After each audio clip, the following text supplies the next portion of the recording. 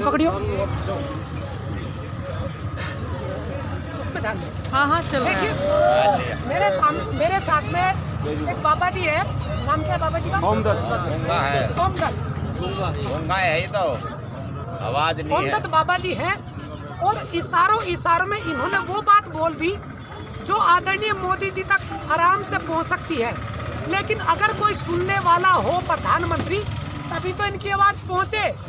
जब इनकी बात को हम समझ सकते हैं, ये सारा जहान समझ सकता है। एक व्यक्ति है जो बात नहीं समझता, वो कौन है? वो देश के आदरणीय मोदी जी प्रधानमंत्री जी हैं। और इन्होंने अभी क्या बताया कि जगह जगह इशारों में इन्होंने बताया कि जगह जगह 15 किलोमीटर पीछे से लेके और आगे भी बहुत आगे तो मैं नहीं पहुंचा अभी तक तो मैं 15 किलोमीटर पे ही यहाँ पे पंडाल में बैठा हुआ। ये हरियाणा के पानीपत का पंडाल, राजा खेड़ी गांव का ये पंडाल है पानीपत का। और इसमें ये बाबा जी है, वो अपनी बात को बोल के तो नहीं कह सकते, लेकिन इशारों में इन्होंने समझा दिया कि वहाँ से वहाँ तक शुरू से लेके और जहाँ तक भी आंदोलन, किसान आंदोलन का अंतिम छोर है, किसी भी पंडाल में जाइए आपको खाने पीने की कोई व्यवस्था कम नहीं मिलेगी। जहाँ पे भी जाओगे आपको खाना पीना मिलेगा, आपको कोई एक पैसा भी नहीं देना पड़ेगा। सारे किसान सारी व्यवस्था अगले 6 महीने तक करके आए हैं। और वो किस लिए आए हैं? वो सिर्फ इसलिए आए हैं कि जो सरकार ने 3 कृषि कानून, काले कानून जो किसानों के ऊपर जबरदस्ती लॉकडाउन में चोर दरवाजे से पीछे के दरवाजे से जिस तरीके से थोपे हैं, सारा देश अपने घरों में चुपके से दुबका हुआ था। लॉकडाउन में हर व्यक्ति, हर बच्चा, हर बूढ़ा अपने घरों में मोदी जी के कहने के बाद कि जैसे मोदी जी रात को 8 बजे आते हैं और वो बोलते हैं, भाइयों बहनों आज रात 8 बजे से लॉकडाउन लग गया, आज रात 8 बजे से नोटबंदी लग गई, आज रात 8 बजे से जीएसटी लग गई, और इसी तरीके से आज रात 8 बजे से 3 कृषि कानून और वो भी लॉकडाउन में लागू कर दिए। तो देशवासियों, इन बड़े भाई ने, बाबा जी ने, चाचा जी ने, मेरे बड़े भाई ने, जो भी उम्र में लगता है, सम्मान के साथ कहता हूँ कि इशारे में आदरणीय मोदी जी आपको 3 बात समझा दी कि ये 3 कृषि काले कानून आपको वापस लेने ही पड़ेंगे। और बाबा जी से मैं पूछना चाहता हूँ कि बाबा जी, अभी यहाँ पे मैं जिधर भी देखता हूँ कि महिलाओं की और बच्चों की किसान आंदोलन के अंदर कमी है, जिधर भी देखता हूँ तो ज्यादा बड़े ही है और जेंट्स है। क्या इस आंदोलन में अपने परिवार के बच्चे, बूढ़े, जवान, सब महिलाएं सब जुड़ेंगे?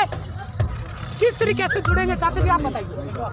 क्या तो मान ली मोदी जी तो आपने चैनल में देखा भी होगा, महिलाएं भी तो गाँव में जो टीवी देखते हैं ना, जानते हैं सब महिला भी आएंगी, बच्चे भी इधर। कोई बात नहीं झगड़ा होने के बावजूद सब आ जाएंगे। बिल्कुल। अच्छा, झगड़ा होने के बाद? हाँ, अगर नहीं माना ना किसी को, बिना झगड़े के, बिना रोने के मोदी जी मान जाए, सब आ जाएंगे, सब आ जाएंगे। तो यदि झगड़ा तो हमें करना ही नहीं है। हम तो अभी तक बिल्कुल हाथ जोड़ के मोदी से यही विनती कर रहे हैं, भाई काले कानून अपने वापस ले लिए जाए। किसान अन्नदाता, हमारी रीढ़ की हड्डी है किसान को रीढ़ की हड्डी बोला जाता है एक प्रकार से। जब 15 अगस्त 1947 को हमारा देश आजाद हुआ था तो अर्थव्यवस्था को वो पटरी पे लाने का काम हमारे किसान ने किया था। किसान ने खेती करनी शुरू की, आराम से पैदावार बढ़ी, बेची तो अर्थव्यवस्था बढ़ी। और आज उसी किसान को पाकिस्तानी बोलकर उसका अपमान किया जा रहा है, अन्नदाता का। अब इनमें से कौन पता पाकिस्तानी लगता है, आतंकवादी कौन सा लगता है? आप भी वहाँ से यहाँ तक घूम के आए हो, कैसा कोई ऐसा इंसान मिला हो, किसी ने किसी पार्टी के बारे में प्रचार किया हो, पार्टी का झंडा, बैनर या कुछ लगा मिला हो, या कोई ऐसी असभ्य भाषा का प्रयोग किया हो? यहाँ तो बड़ी सभ्य तरीके से, साफ सफाई का हर तरह से अनुशासनित ढंग से ये आंदोलन चल रहा है। किसी, हाँ जी, सभी को हर तरह से ये पिज़्ज़ा बनवा दिया, गाजर का हलवा और चल रही है।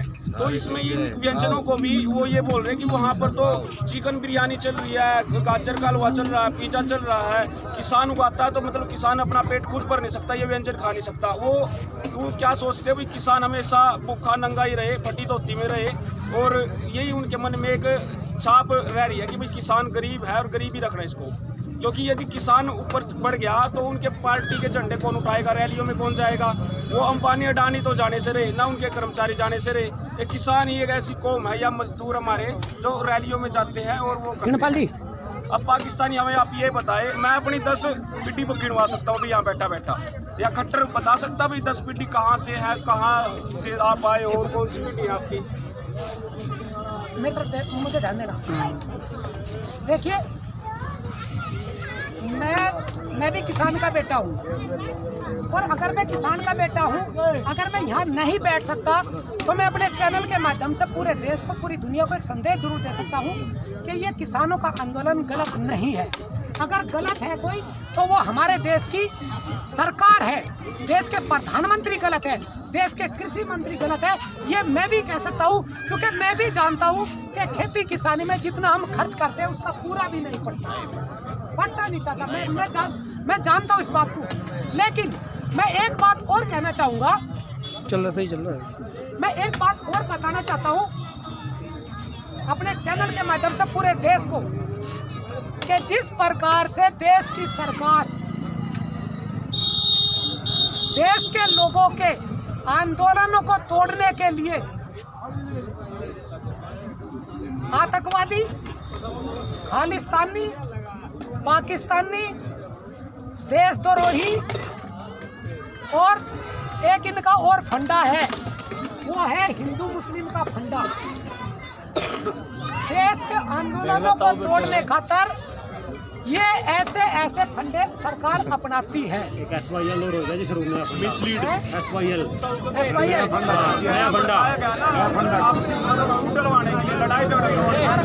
हरियाणा पंजाब में वो भी मैं बताता हूँ। अब देखिए सरकार का क्या फंडा होता है।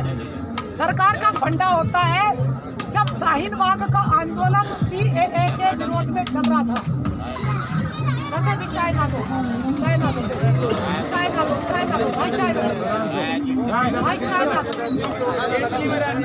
भाई चाय ना दो। बोलो ना, जिस प्रकार से हमारे देश की मोदी सरकार कह लीजिए, भाजपा सरकार कह लीजिए, भाई को भाई से लड़ा के आंदोलनों को तोड़ने का काम करती है, ये जो रणनीति देश की सरकार मोदी जी अपना रहे हैं, ये बहुत गलत है चाचा, ये बहुत ही गलत है। जब शाहीन बाग का आंदोलन हुआ, चाचा मेरी बात उसमें भी भाई को भाई से लड़वाया गया, और अब ये किसान आंदोलन पिछले लगभग 26 दिन हो गए, 25 दिन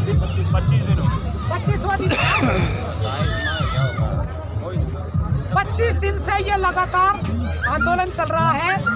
जब सरकार को ये लगा, किसान भाइयों मैं आपके लिए भी बता रहा हूँ, बहुत काम की बात बता रहा हूँ, क्योंकि मैं भी किसान का बेटा हूँ और मैं भी इस आंदोलन में शरीक होने के लिए आया हूँ। सच बात तो यह है कि मैं पत्रकार तो हूँ, लेकिन किसान का बेटा भी हूँ। मुझे भी पता है कि जो हम सब्जी बोलते हैं बाड़ा मारते कुछ नहीं पता, मुझे पता है। तो जिस तरीके से केंद्र सरकार भाई को भाई से लड़ाने का काम करती है, वो बहुत ही गलत नीति अपना रही है। एक तरफ किसान आंदोलन यहाँ पे चल रहा है, तो दूसरी तरफ ये भाजपा के कार्यकर्ताओं को, पार्टी के कार्यकर्ताओं को लाके उन्हें किसान बना के दूसरी तरफ आपस में भिड़ाने का काम करने का जो ये षड्यंत्र रच रही है, ये बहुत ही गलत है। और ऐसी गलती करोगे तो ये बहुत भारी पड़ेगी आदरणीय मोदी जी। साफ शब्दों में ये कहता हूँ कि अभी तो ये लगभग 2 लाख के आसपास सिंघू बॉर्डर के ऊपर किसान है। देखिए, जब तक हमारी फसलों का समर्थन मूल्य तय नहीं होता और ये काले कानून सरकार वापस नहीं लेती तब तक हम यहाँ पे बैठ गए और यहाँ से हिलेंगे नहीं बिल्कुल भी। बेशक 6 महीने लगे, 6 साल लगे, 6 चाहे घंटे लगे। जब तक ये सरकार MSP हमारी फसलों का, चाहे धान है चाहे कोई भी फसल हमारी समर्थन मूल्य है उसका तय क्यों नहीं करती सरकार को। ये कानून बना दिए कि भाई जो ये पूंजीपति हैं इनके गोदाम बनाएंगे, ये सब फसलें खरीदेंगे, ये सब कानून बना दिए। इनकी जरूरत नहीं थी, पहले भी किसान को आज़ादी थी, कहीं भी जाके बेच सकता था। ये कानून पहले भी थे, लेकिन कागजों में लिख के इन्होंने ये कह दिया कि भाई हमने ये कानून बना दिया। ये लूटना चाह रहे थे वाई, लेकिन ये उल्टा पड़ गया मामला। अब किसानों का समर्थन मूल्य तो मिला नहीं, ये कानून बनाने लग के नए। ये सरकार बहकाने का काम करती है, सिर्फ हर 15 दिन में नया मुद्दा ले आते हैं। इनको किसी की चिंता नहीं है, कहने के लिए है सिर्फ ये है हम किसानों के साथ हैं। कहने से क्या होता है भाई, जो समर्थन मूल्य तय करते हैं हमारा, हम यहाँ पे यहीं रहेंगे और यहीं पे ही अपना हमारा चलेगा जब तक ये सरकार हमारी नहीं मानेगी। ठीक है जी, जय किसान, जय कल तो उन्हें नेता नहीं रहा, सरकार नहीं रही बीजेपी की, तो हम क्या करेंगे उसका? कानून हम चाहते हैं, कानून बनाए सरकार, संसद में बैठे